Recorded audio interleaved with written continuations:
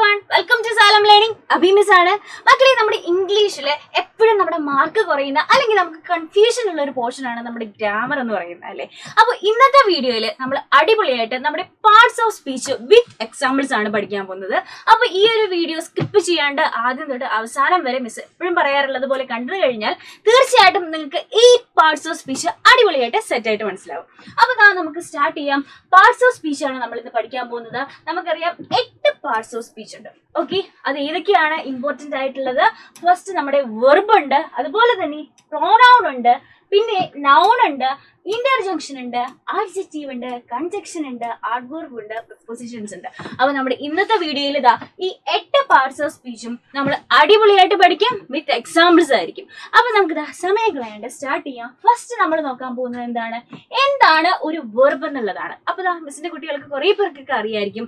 Verb എന്ന് പറഞ്ഞാൽ എന്താണ്? Describes an action or experience. ഒരു ആക്ഷനെയോ ഒരു എക്സ്പീരിയൻസിനെയോ ഡിസ്ക്രൈബ് ചെയ്യുന്ന ഒരു സെന്റൻസിൽ ആക്ഷനെയോ എക്സ്പീരിയൻസിനെയോ ഡിസ്ക്രൈബ് ചെയ്യുന്നതിനെയാണ് നമ്മൾ വെർബ് എന്ന് പറയുന്നത് അല്ലെ. എക്സാമ്പിൾസ് നോക്കുമ്പോൾ നമുക്ക് ഒന്നും കൂടെ ക്ലിയർ ആയിട്ട് മനസ്സിലാവും. റൺ എന്ന് പറഞ്ഞാൽ എന്താണ്? ഒരു വെർബാണ്. അതുപോലെ തന്നെ വോക്ക് എന്ന് പറഞ്ഞാൽ എന്താണ്? അതും ഒരു വെർബാണ്. പുഷ്, ഈറ്റ്, ഇതൊക്കെ എന്താണ്? ഒരു ആക്ഷനെ അല്ലെങ്കിൽ ഒരു എക്സ്പീരിയൻസിനെ പറയുന്നതല്ലേ. അപ്പൊ ഇങ്ങനെയുള്ളതിനെയാണ് നമ്മൾ സിമ്പിൾ ആയിട്ട് വെർബ് എന്ന് പറയുന്നത്. അപ്പൊ ഇത് നമുക്ക് ഒന്നും കൂടെ ക്ലിയർ ആക്കാൻ വേണ്ടിയിട്ട് ഒരു എക്സാമ്പിൾ നോക്കാം. Sophie run to school because she was late. എന്താണ്? Sophie run to school. റണ്ണിന്റെ പാസ്റ്റ് ടെൻസ് ആണ് റൺ എന്ന് പറയുന്നത്. അപ്പൊ ഇവിടെ എന്താണ്? സോഫി സ്കൂളിലെ ലേറ്റ് ആയതുകൊണ്ട് സ്കൂളിലേക്ക് ഓടി അല്ലെ. ഇതൊരു ആക്ഷനെ കാണിക്കുന്നതല്ലേ. അപ്പൊ ഇവിടെ വെർബ് എന്ന് പറയുന്നത് എന്താണ്? റൺ ആണ് അല്ലെ. അടുത്ത് നോക്കിക്കേ. John loves to bake cookies. John loves to bake cookies. ഇവിടെ കുക്കീസ് ബേക്ക് ചെയ്യാൻ ജോണിന് ഇഷ്ടമാണ്. അപ്പൊ ഇതെന്താണ്? ഇതൊരു ആക്ഷൻ ആണ്. അപ്പൊ ഇതുപോലെയുള്ള ആക്ഷനെയോ എക്സ്പീരിയൻസിനെയോ ഡിസ്ക്രൈബ് ചെയ്യുന്നതിനെയാണ് നമ്മൾ സിമ്പിൾ ആയിട്ട് വെർബ് എന്ന് പറയുന്നത്. അപ്പൊ വിത്ത് എക്സാമ്പിൾസ് നമ്മൾ പഠിച്ചു എന്താണ് വെർബ് എന്നുള്ളത്. ഇനി നമ്മൾ ഓർത്തിരിക്കും. സോ ഇനി നമുക്ക് നെക്സ്റ്റ് വൺ, നമ്മുടെ സെക്കൻഡ് വൺ നോക്കാം. എന്താണ് നൗൺ? എന്താണെന്നോ നൗൺ എന്താണെന്നാണ് നമ്മൾ ഇനി നോക്കാൻ പോകുന്നത്. Names A person, place, things or ideas. ഒരാളുടെ പേരോ ഒരു സ്ഥലത്തിന്റെ പേരോ ഒരു സാധനത്തിന്റെ പേരോ ഐഡിയാസോ ഇതിനൊക്കെയാണ് നമ്മൾ എന്ത് പറയുന്നത്? നൗൺ എന്ന് സിമ്പിൾ ആയിട്ട് പറയുന്നത് അല്ലെ. എക്സാമ്പിൾസ് നോക്കിക്കേ. ഹൗസ് എന്ന് പറയുന്നു, ടീച്ചർ അല്ലെങ്കിൽ കപ്പ്, ഷോപ്പ്, ഇതൊക്കെ എന്താണ്? ഇതൊക്കെ നൗൺസിന് എക്സാമ്പിൾ ആണ് അല്ലെ. നമുക്ക് ഒരു എക്സാമ്പിളും കൂടെ നോക്കാം. My teacher is a very nice person. My teacher is a very nice person. ഇവിടെ ടീച്ചർ എന്ന് പറയുന്നത് എന്താണ്? ഒരാളുടെ പേരാണ് അല്ലെ. നമ്മൾ ഒരാളെ ഒരു സ്ഥലത്തിനെയോ ഒക്കെ എക്സ്പ്ലെയിൻ ചെയ്യുന്നതിനെയാണ് നമ്മൾ നൗൺ എന്ന് പറയുന്നത്. അപ്പൊ ഇവിടെ ടീച്ചർ എന്നുള്ളത് എന്താണ്? യെസ്, നൗൺ എക്സാമ്പിൾ ആണ്. അപ്പൊ എന്താണ് നൗൺ എന്നുള്ളതും നമ്മൾ ഇപ്പൊ സെറ്റ് ആക്കി. ഈ സമയം കളയാണ്ട് നമുക്ക് അടുത്തത് നോക്കാം. എന്താണ് അഡ്ജക്റ്റീവ്? അഡ്ജക്റ്റീവ് എന്ന് പറഞ്ഞാൽ എന്താണ്? Describes A noun or pronoun. ഒരു നൗണിനെയോ പ്രോനൗണിനെ ഡിസ്ക്രൈബ് ചെയ്ത് നമ്മൾ പറയുന്ന വേർഡ്സിനെയാണ് നമ്മൾ അഡ്ജക്റ്റീവ്. ഓക്കെ, അതിനെ ഡിസ്ക്രൈബ് ചെയ്ത് അതിനോട് ആഡ് ചെയ്ത് പറയുന്നതിനെയാണ് നമ്മൾ അഡ്ജക്റ്റീവ് എന്ന് പറയുന്നത്. അപ്പൊ എക്സാമ്പിൾസ് ഏതൊക്കെയാണ്? ഷോർട്ട് എന്ന് പറയുന്നത് എന്തിനെങ്കിലും ഡിസ്ക്രൈബ് ചെയ്ത് പറയുന്നതായിരിക്കും അല്ലെ. അപ്പൊ അത് അഡ്ജക്റ്റീവ് ആണ്.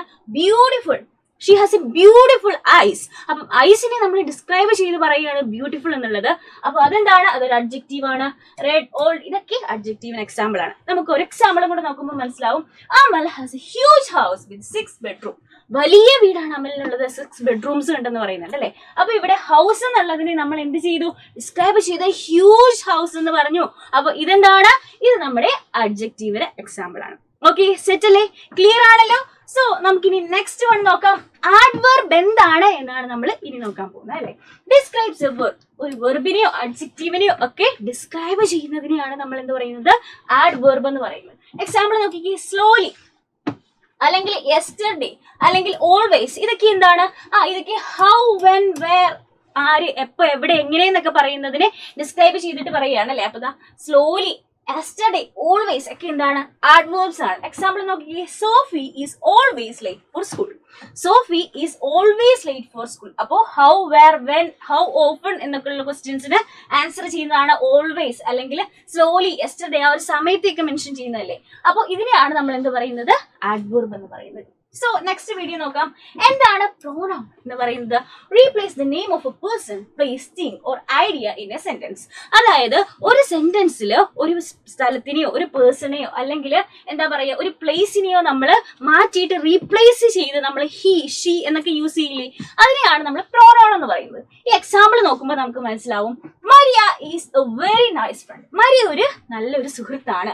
She always help me with my homework. എന്നെ ഹോംവർക്ക് ചെയ്യാൻ എപ്പോഴും സഹായിക്കും. അപ്പൊ നമുക്കിവിടെ Maria is a very nice friend, Maria always help me with my homework എന്നാണ് എഴുതുന്നതെന്നുണ്ടെങ്കിൽ ഈ മരിയയ്ക്ക് വരെ നമ്മൾ ഇത്തവണ എന്ത് എഴുതി?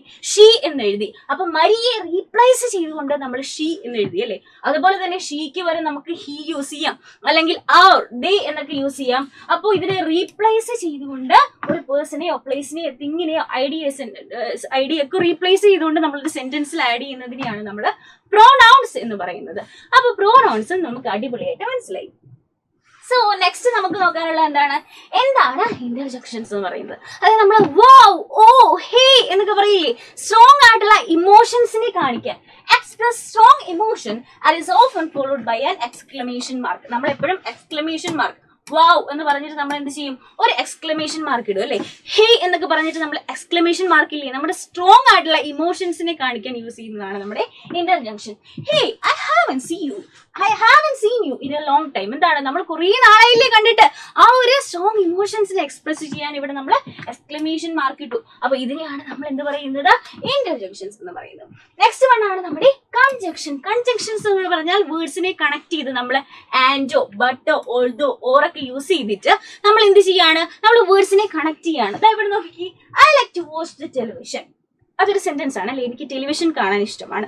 അത് മാത്രമല്ല, I like to eat popcorn. എനിക്ക് പോപ്കോൺ തിന്നാൻ ഇഷ്ടമാണ്. ഈ രണ്ട് സെന്റൻസിനെയും നമ്മൾ എന്ത് ചെയ്തു? കണക്ട് ചെയ്ത് ആൻഡ് എന്ന് പറയുന്ന നമ്മുടെ കൺജക്ഷൻ യൂസ് ചെയ്തു. I like to watch the television and eat popcorn എന്നാക്കി. അപ്പൊ ഇതിനെ കണക്ട് ചെയ്തുകൊണ്ട് നമുക്ക് ആൻഡ് യൂസ് ചെയ്യാം. അതുപോലെ നമുക്ക് ബട്ടും ഓൾദോയും ഓറും ഒക്കെ വേറെ സിറ്റുവേഷൻസിൽ യൂസ് ചെയ്യാം. ഇങ്ങനെ കണക്ട് ചെയ്ത് യൂസ് ചെയ്യുന്ന വേർഡ്സിനെയാണ് നമ്മൾ കൺജങ്ഷൻ എന്ന് പറയുന്നത്. അപ്പൊ സിമ്പിൾ ആയിട്ട് നമ്മൾ അതും പഠിച്ചു. ഇനി നെക്സ്റ്റ് വൺ ഏതാണ്? പ്രിപ്പോസിഷൻ ആണ്. പ്രിപ്പോസിഷൻ എന്ന് പറഞ്ഞാൽ എന്താണ്? Describes the place, time or direction. പ്ലേസോ സമയമോ ഡയറക്ഷനോ ഒക്കെ ഡിസ്ക്രൈബ് ചെയ്ത് നമ്മൾ യൂസ് ചെയ്യുന്നതിനെയാണ് നമ്മൾ പ്രിപ്പോസിഷൻ എന്ന് പറയുന്നത്. നോക്കിക്കേ, it is used before a noun or pronoun. നൗണിനും പ്രോനൗണിനെയും മുമ്പാണ് നമ്മൾ ഇത് യൂസ് ചെയ്യുന്നത്. അതായത് അണ്ടർ, എബവ്, ഇൻ, ഡ്യൂറിങ് എന്നൊക്കെ പറയുന്നത് എന്താണ്? പ്രിപ്പോസിഷൻസ് ആണ് അല്ലെ. ഒരു എക്സാമ്പിൾ നോക്കാം. The cat jumped over the box. Cat jump over the box. ബോക്സിന് മേളിൽ കൂടെ ക്യാറ്റ് ജമ്പ് ചെയ്തു. അപ്പൊ ഇവിടെ ഓവർ എന്ന് പറയുന്നത് എന്താണ്? പ്രിപ്പോസിഷൻ ആണ്. അപ്പൊ പ്രിപ്പോസിഷൻസിന് എക്സാമ്പിളും എന്തൊക്കെയാണ് എന്ന് നമ്മൾ മനസ്സിലായി. ഇനി അപ്പൊ നമ്മൾ 8 പാർട്സ് ഓഫ് സ്പീച്ചും അടിപൊളിയായിട്ട് വിത്ത് എക്സാമ്പിൾസ് പഠിച്ചല്ലേ. അപ്പൊ നിങ്ങൾ എന്താ ചെയ്യേണ്ടത്? ഓരോ പ്രിപ്പോസിഷൻസും നമ്മൾ പഠിച്ചത് വെച്ചിട്ട് ഓരോ സെന്റൻസ് നിങ്ങൾ ഉണ്ടാക്കുക. അങ്ങനെ ഒരു പാരഗ്രാഫ് റൈറ്റ് ചെയ്തിട്ട് നമ്മുടെ 8 പാർട്സ് ഓഫ് സ്പീച്ച് വെച്ചിട്ട് ഒരു പാരഗ്രാഫ് റൈറ്റ് ചെയ്തിട്ട് നിങ്ങൾ എന്ത് ചെയ്യുക? താഴെ നമ്മുടെ കമന്റ് ബോക്സിൽ അത് കമന്റ് ആയിട്ട് ഇടുക. അപ്പൊ ഇതുപോലെയുള്ള യൂസ്ഫുൾ വീഡിയോസ് ആയിട്ട് നമുക്ക് ഇനിയും കാണാം. അതുവരെ ബൈ ബൈ, ടേക്ക് കെയർ.